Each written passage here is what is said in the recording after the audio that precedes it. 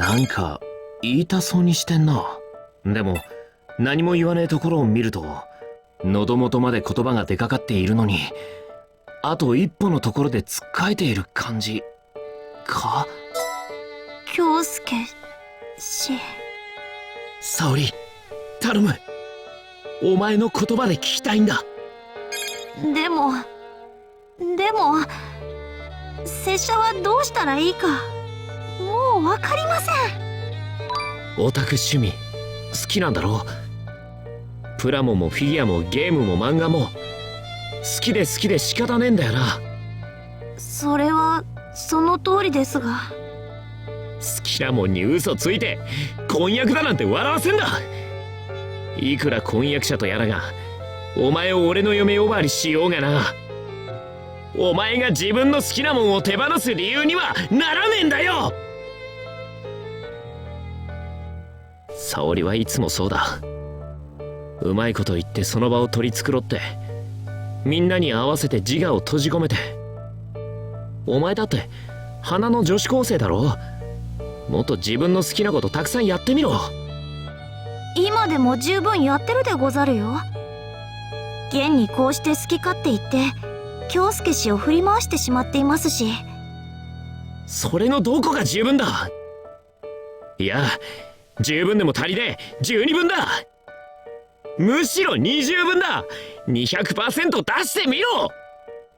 それでは体が持たんでござる。そんくらいお前ならやってろけろ。できるだろう。それは拙者にも分かりませんな。確かに京介氏のおっしゃる通り、やりたいことだけをやれれば幸せかもしれません。しかしそれではわがままな子供と変わりませんぞ。沙織の言うことはもっともだ。でも俺が沙織に伝えたいのはそういうことじゃねえ。沙織はもっと自由に生きるべきなんだ。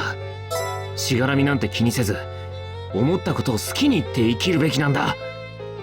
たとえ沙織が箱入りのお嬢様だとしても自分の人生を箱詰めのままでいいわけねえ。箱入りで価値があるもんなんざフィギュアだけで十分だ。拙者は本当にいい友人を持つことができました。京介氏、キリリン氏、黒猫氏、かけがえのない友人と思い出をたくさん作ることができました。待てよ、結婚っつうのはお互いありきだよな。それなら仮に沙織に将来を約束した相手がすでにいたとすりゃ。よし、わかった。俺がお前と婚約してやる。京介氏、いきなり何を。婚約破棄のためだ。いくらお前の婚約者だろうが他に男がいると知りゃうかつに手出せなくなるだろ。でもそれは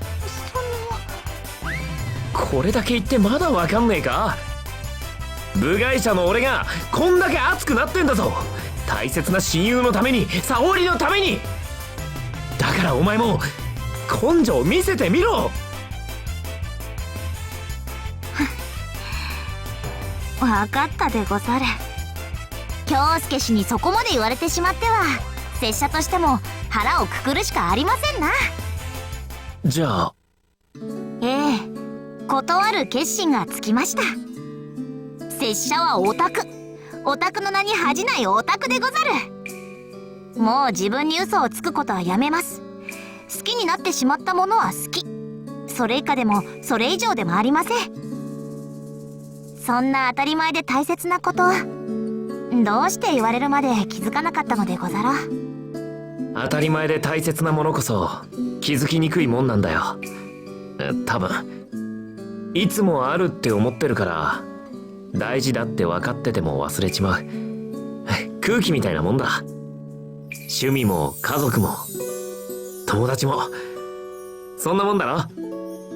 桐野や黒猫、沙織の3人はほぼ間違いなく俺という世界観に外せないピースになってる。幼なじみのまなみも綾瀬だって欠かせない仲間だ。だけど仲間がいくら大事なものだって分かっていてもいつもつるんでいるとそれが当然になってくる。でもさ、俺は沙織と連絡つかなくなってすげえ寂しい思いをしたんだ。だからこそ分かった。当然は当然じゃない。簡単なことほど見逃しちまいがちなんだって。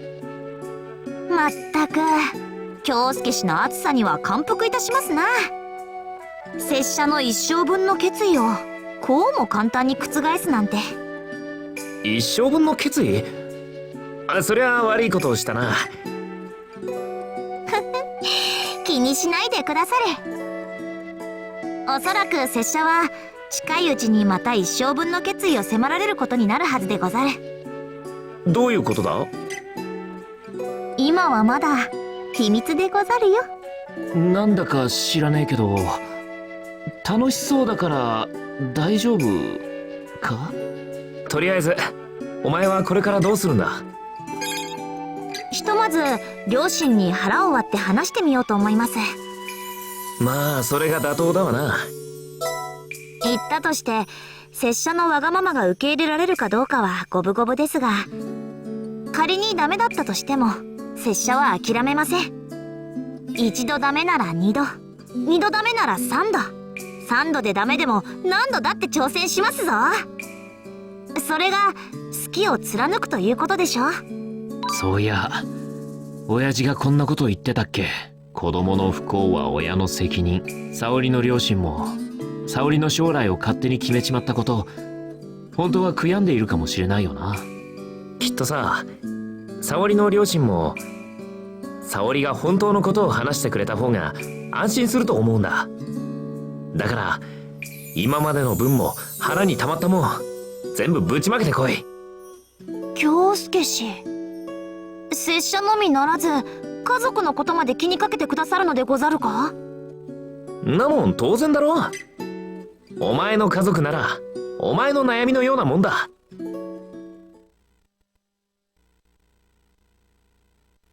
とにかく頑張ってこい。ぶつかってみろな。何もかもかたじけない。いいってこった。気にすんな。おう、急に頭を撫でないでくだされ。くすぐったいでござるよ。おお、すまんすまん。花も恥じらう拙者をワンコのように撫でるなど、京介氏は乙女心を全く分かっていませんな。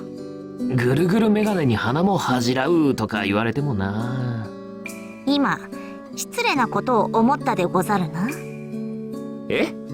いやしらばっくれても無駄でござる。拙者には独身術の心得がありますからな。そうなの？嘘でござる。てめえ！でも拙者にだって乙女らしいことぐらいできますぞ。やれるもんならやってみ。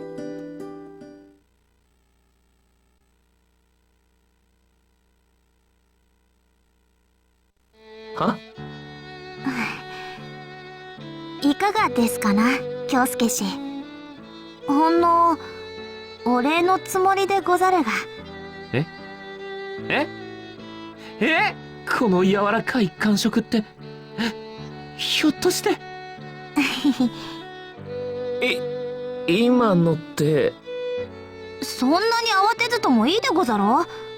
それとも拙者では迷惑だったでござるか？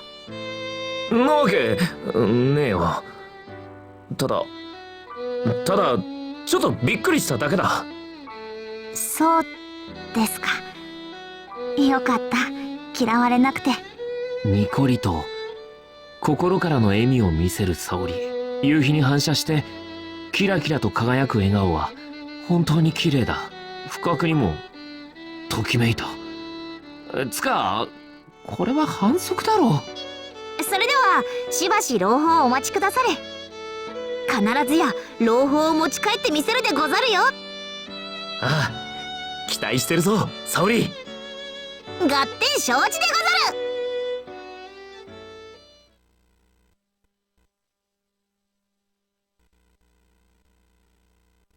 それから数日、沙織は忙しいのかあれからまた音信不通になっていた。だが前のようにならない形態を不安に思うことはない。沙織はしっかりと自分の意志を貫く決意をしたのだから。そして本日は夏コミ1日目。俺はキリノと共にサークル参加をする黒猫のスペースに遊びに、もとい冷やかしにコミケ会場へ訪れていたのだが、だからあんたのユイが独尊本なんて売れるわけないっつうの。つうか何この分厚い設定資料集。なんで二次創作の本読むのに500ページの資料集読まなきゃいけないわけ？客を舐めてるの？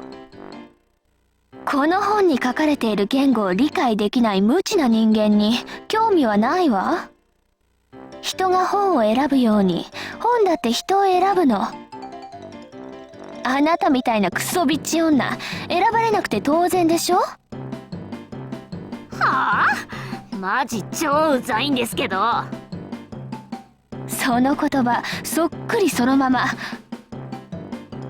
いえ、せっかくだから呪いを込めてお返しさせてもらうことにするわ。はあ、キリノと黒猫は相変わらず通常運転か。一般客の前だからやめろと注意しても気がつきゃお互いを口汚く罵り合い続けてるし、まあ二人のコミュニケーションみたいなもんだし、そこまで深刻に捉えちゃいねえけどな。しかし今だキリノと黒猫は二人の世界に突入しちまってるし、特に目当てがない俺はやることがねえ。なんかこう心躍る体験とかありゃいいんだけどな。例えば売り子のメイドさんが俺に一目惚れして告ってくるとか、コスプレ美女が俺に一目惚れして告ってくるとか。自分で考えておいてあれだけどありえねえ。一目惚れとか現実的に考えて都市伝説だろ。京介さん。ああ、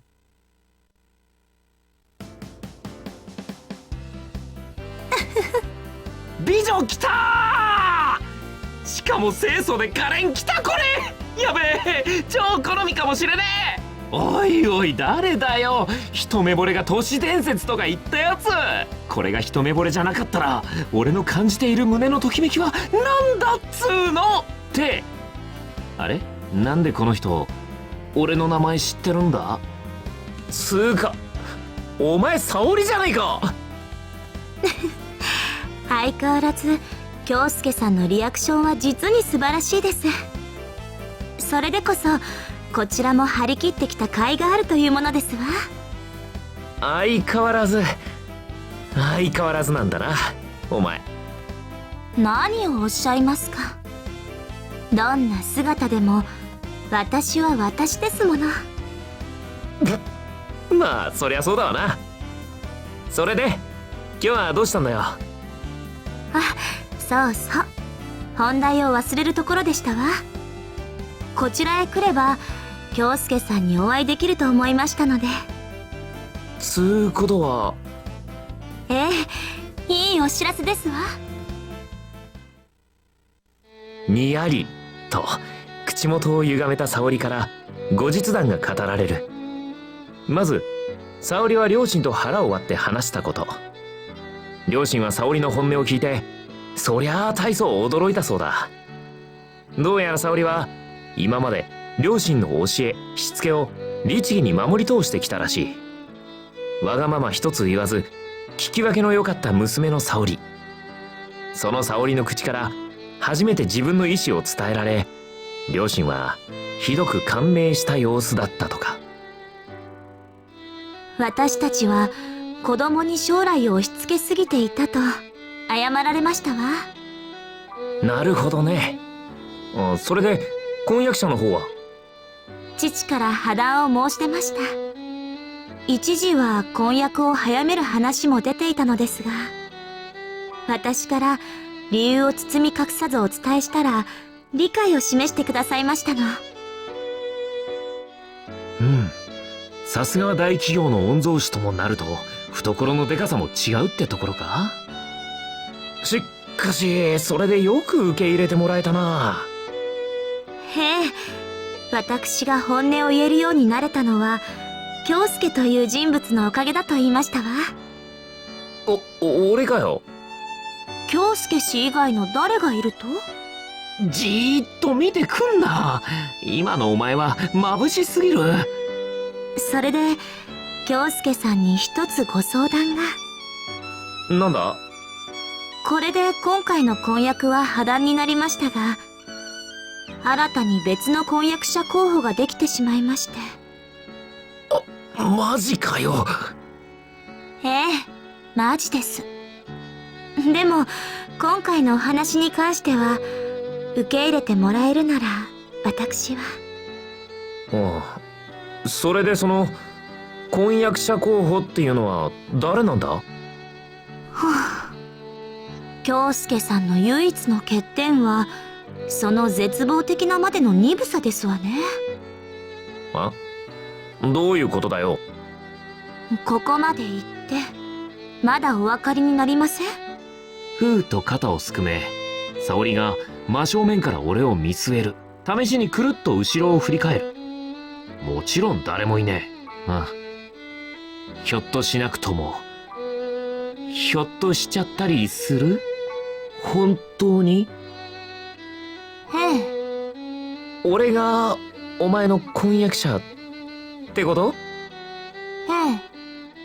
あの時京介氏に婚約してやると告白されたのだと両親には話しましたわ。だからこそ理解を示してくれたのですよ。言った。確かに俺は婚約するって言った。だってあの時は沙織を勇気づけるため、ああいうしかないと思ったから。それともあの時の言葉は嘘だったのですか？そんなことねえよ。俺はいつだって本気だ。でしたら何も問題ございませんよね。問題ないのか？だってこれって要はプロポーズなわけで、俺の気持ちは。これで私は人生2度目の一生分の決意を使い果たしました。ですから京介さんにも責任を取っていただきますわ。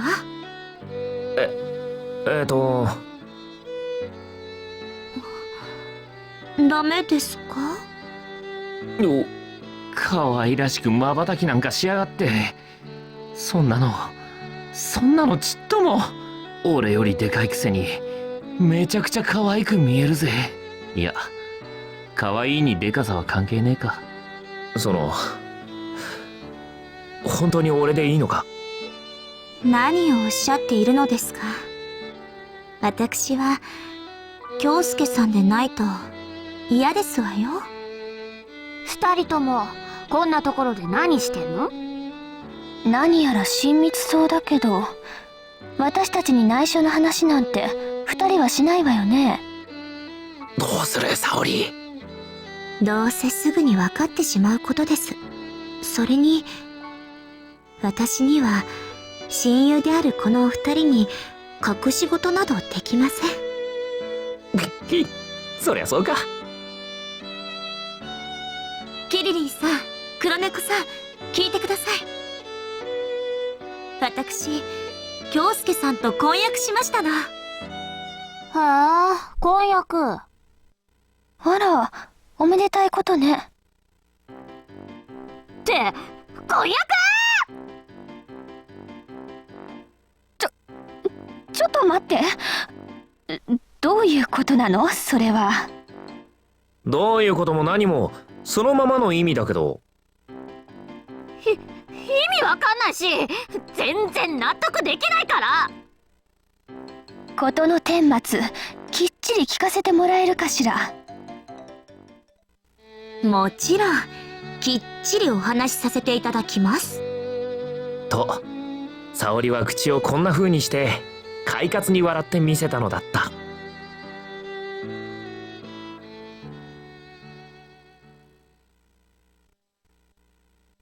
そして月日は流れた。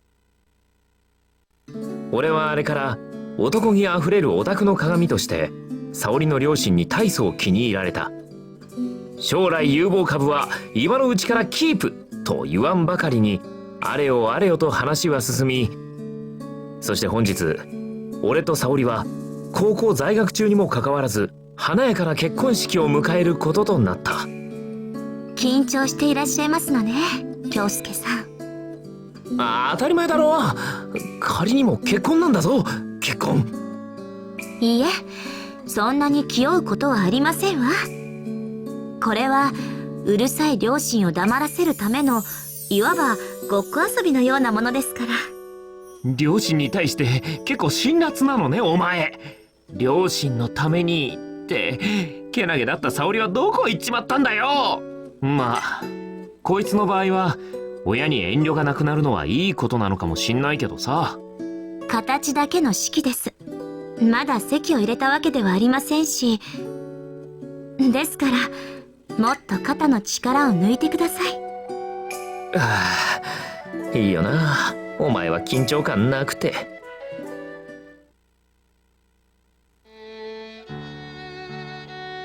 緊張しておりますよ。え？しないわけないじゃありませんか。私、人より色々と経験はしてきていると思いますが、それでもウェディングドレスを着るのもお嫁に行くのも初体験です。沙織、京介さんには私の初めてを奪われっぱなしですね。そういう誤解を生むセリフはやめようぜ。今のはリップサービスです。お前な。でも本当にこんなにドキドキしているのは生涯初めてです。沙織は気恥ずかしそうにうつむき、もじもじしていた。男として女の子のこういう仕草を見るとついムラっとしちまうっつうか、いじめたくなるっつうか。またお前の初めて奪っちまったな。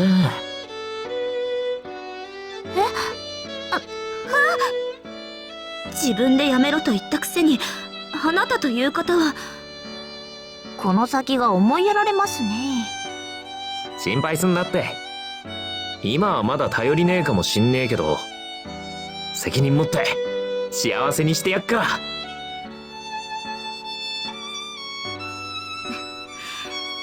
い。つうわけで俺と沙織は結婚したわけだ。慎重さ？うん、全然気にしてないっつったら嘘になるけどさ。でもそんなもん感じさせねえくらいに俺の嫁は世界一可愛いかな。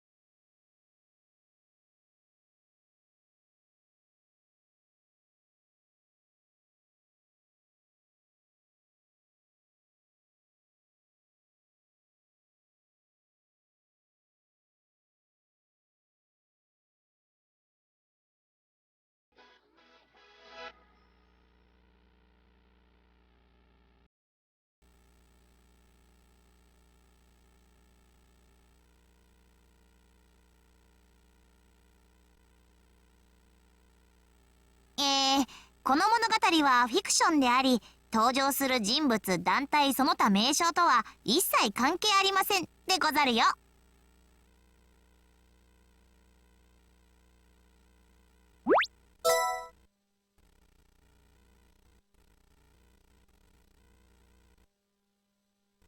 俺の妹がこんなに可愛いわけがない、ポータブルが続くわけがない。